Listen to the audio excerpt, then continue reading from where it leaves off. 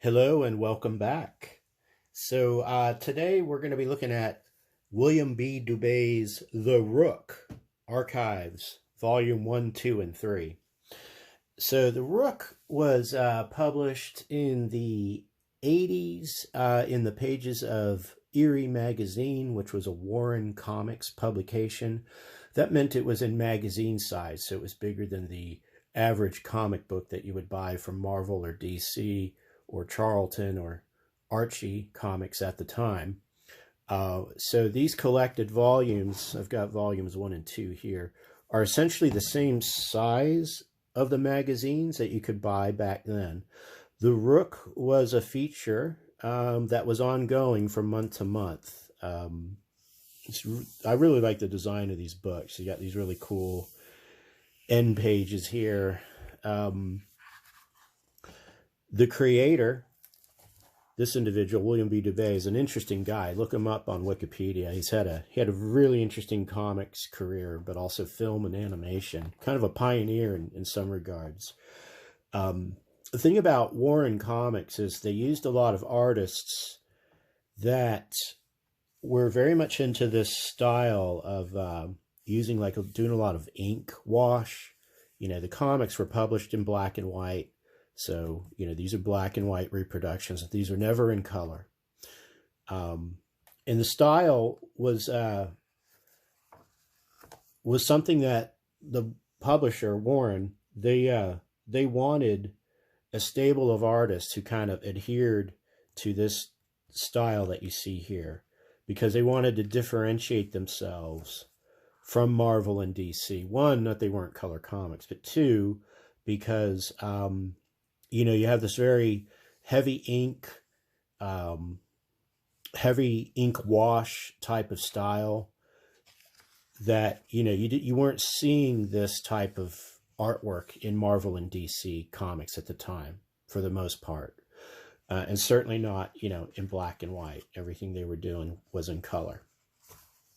The Rook is a character. His name is Reston Dane.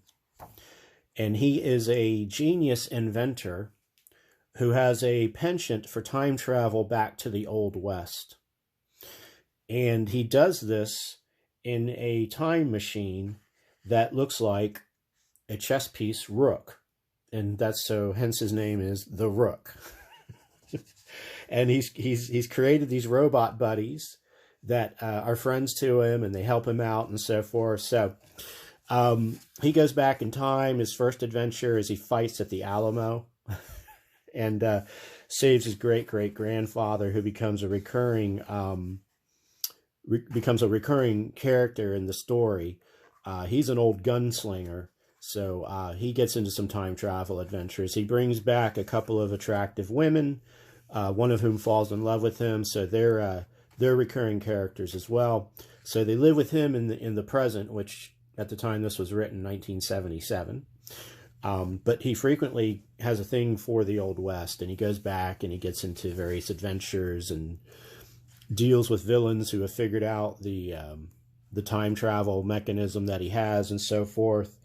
So, you know, through the book consistently, you have kind of this art style, which is, you know, it's very appropriate. That's what kind of separated these comics from everybody else, is they just had this different look, you know. So a very interesting read, a fun read, a lot of adventure. But in particular, what I wanted to show off in Volume 2, there was artwork done by an artist by the name of Alex Nino. And Alex Nino was a fantastic artist, probably a little bit underrated. You don't hear much about him these days. He's 83 now. He's retired. But you can see here on the cover of Volume 2, this is Vampirella, who is, you know, really the main character and hero of the Eerie comics, and to this day is still a very high-selling comic. I think she appears now in IDW or Boom Studio Comics, one of the other comic brands, since Warren folded a number of years ago. So she makes a guest appearance in some of these issues, and they fight these invading aliens. So again, with these cool end pages, always neat to see those close-ups. But yeah, general time travel type adventure and so forth. The grandpappy and his main robot buddy, they get into a lot of misadventures and so forth.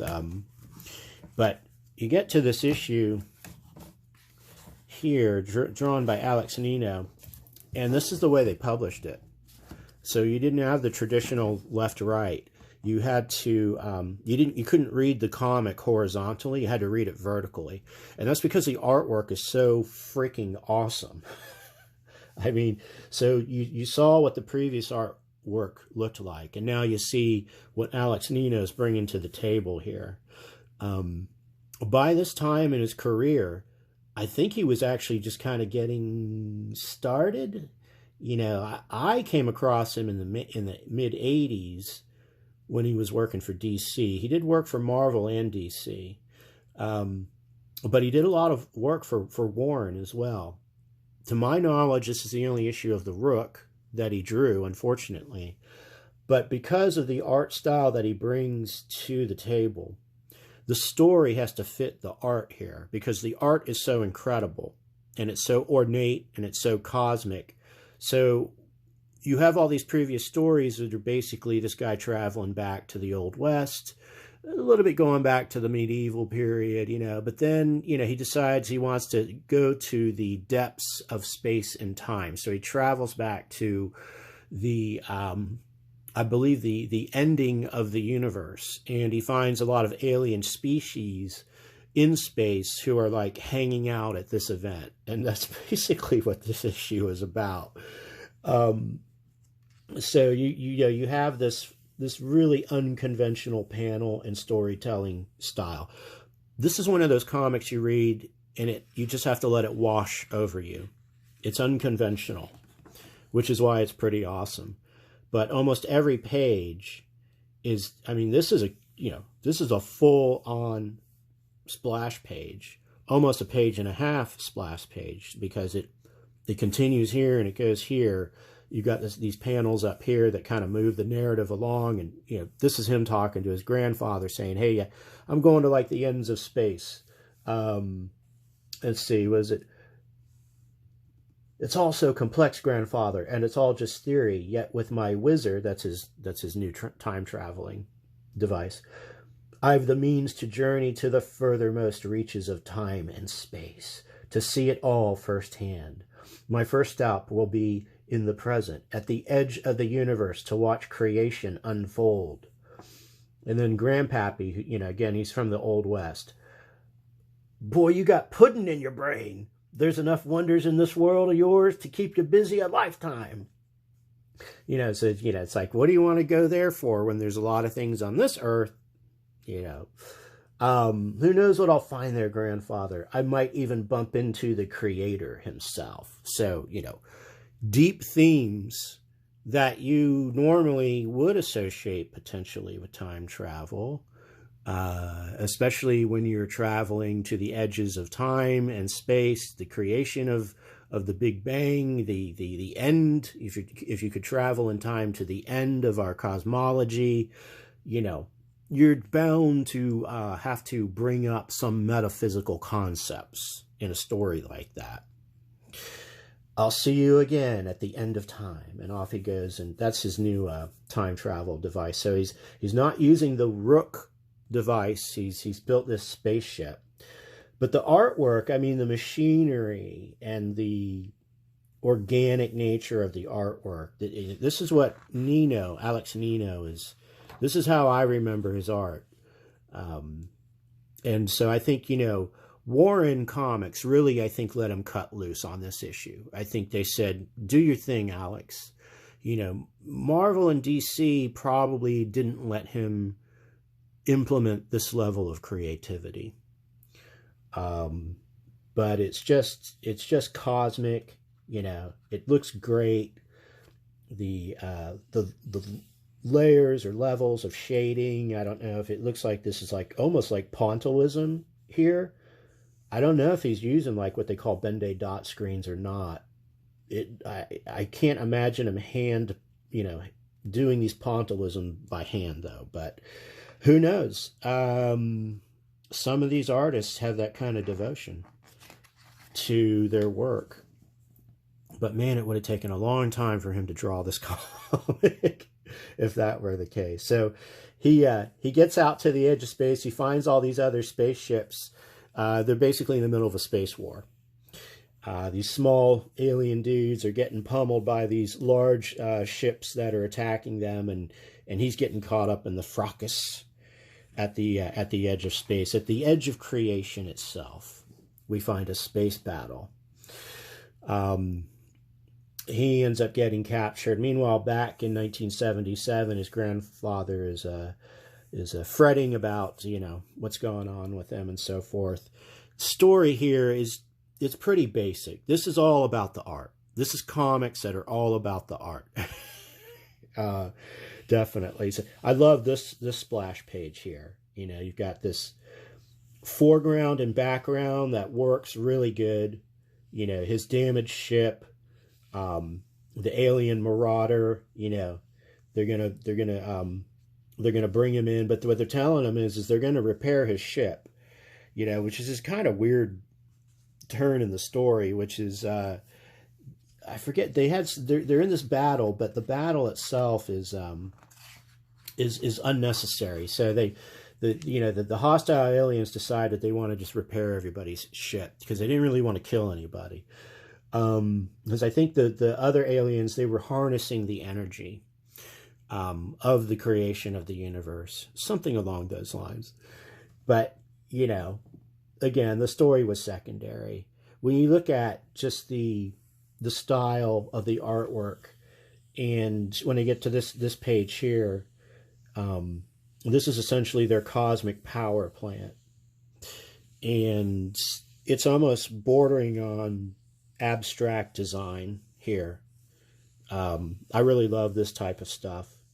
It almost has there's no conceivable form or function, to these types of designs, which is what you want with alien technology, right? Because you can't imagine how exotic and advanced, these systems are. This, you can understand this as a rocket ship, as a spacefaring rocket. But when you see something like this, I just thought he did an incredible job of this. And again, this is 1977 when this was published. So, that's the year the first Star Wars movie came out. And so he befriends one of the aliens. Of course, they speak English. They have a universal translator.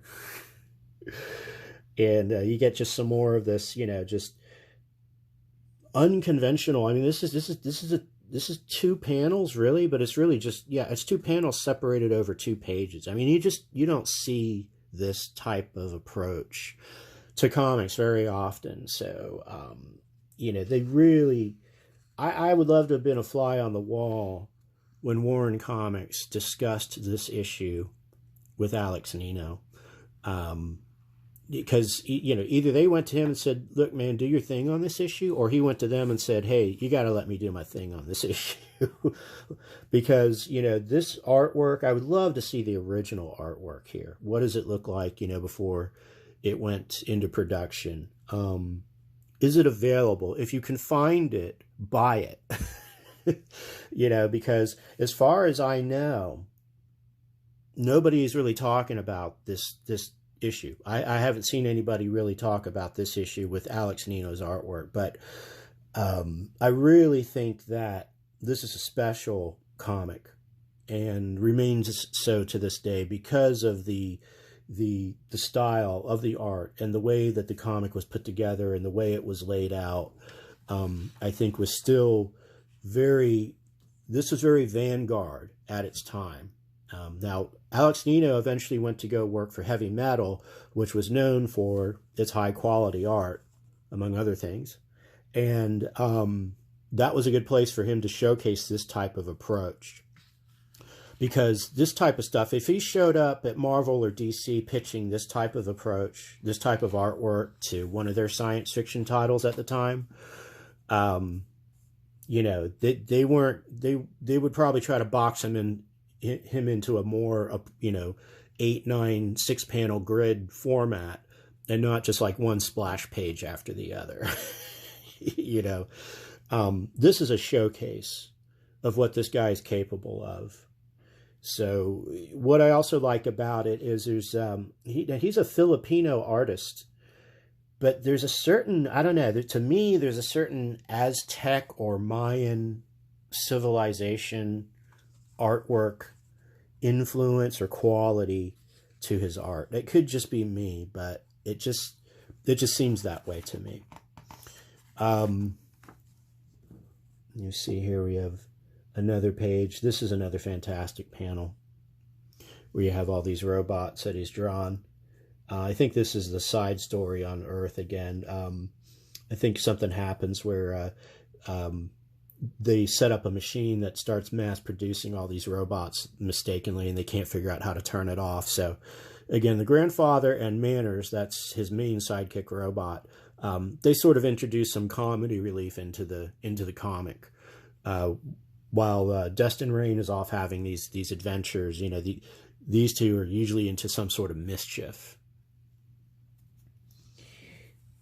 So he comes back to Earth and kind of tells them basically not what happened, but that what he learned being out there, coming back here, what they did here, kind of damaging his lab and so forth, doesn't worry him, because he's been to the end of the universe.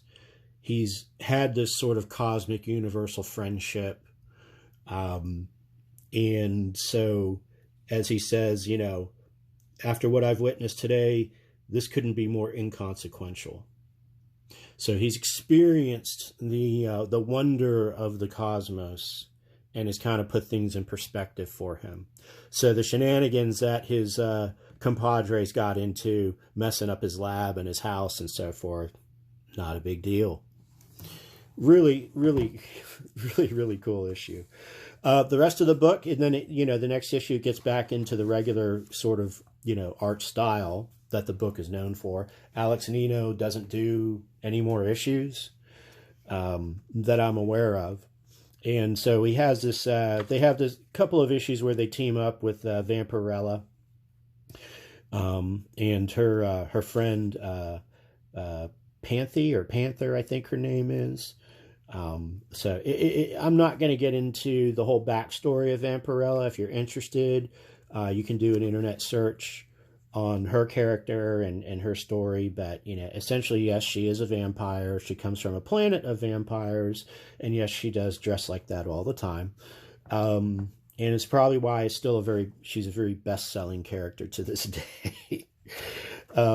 So looking at volume number 3 of the archives, and I believe this is the final volume.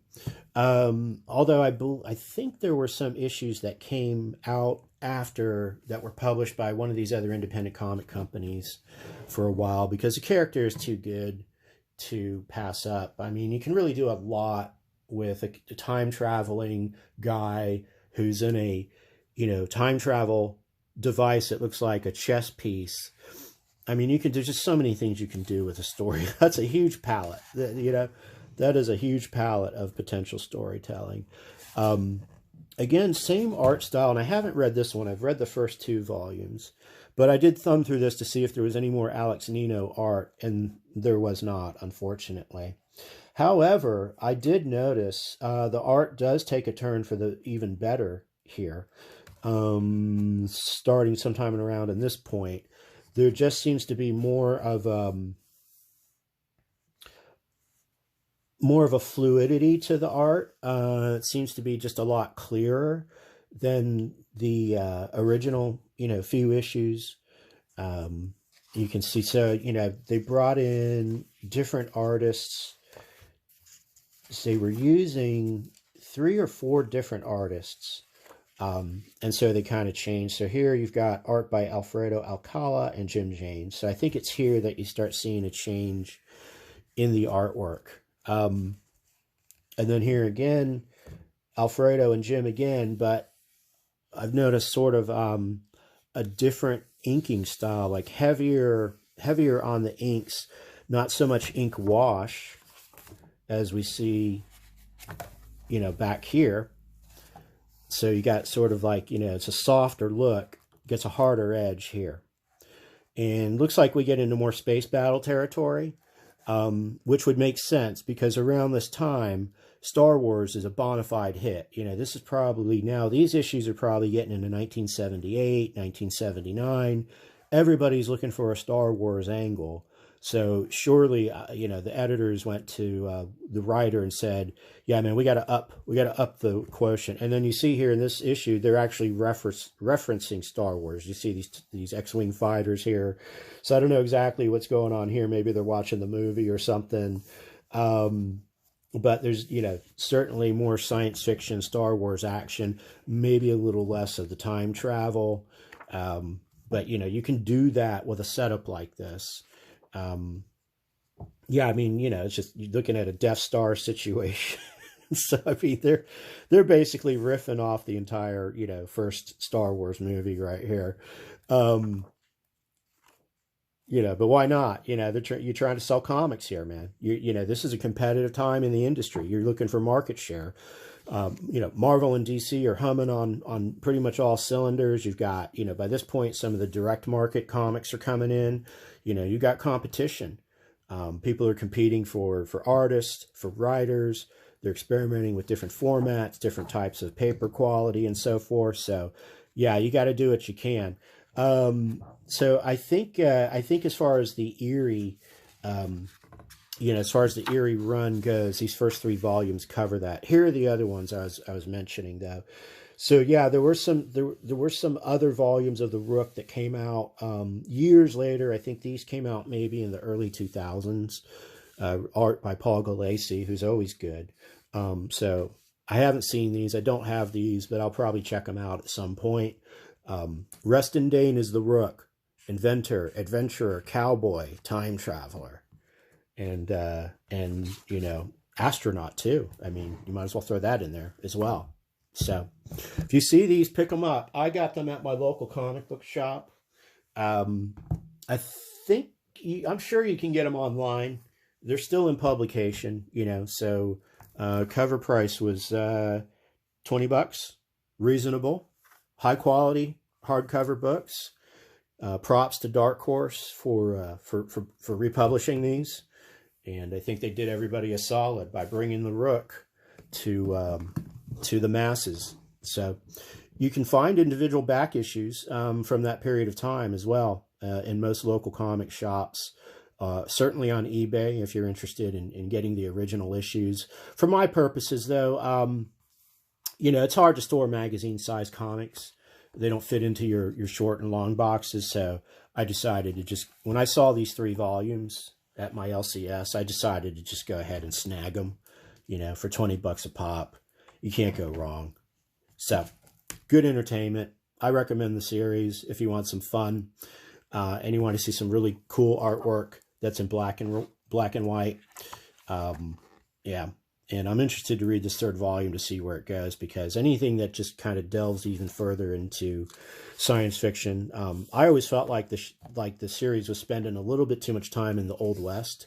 So I'm going to enjoy this science fiction angle, and it looks like they've got some martial arts angles in here too. So always appreciating martial arts storylines. So when in doubt, add in Kung Fu. Thanks for watching, everybody. Stay geek.